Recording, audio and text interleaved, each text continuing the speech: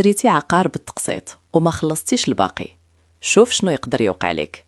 بزاف ديال الناس كيشريو عقار وكيتوقفوا على الخلاص، ولكن هاد الشيء عنده عواقب قانونية خطيرة.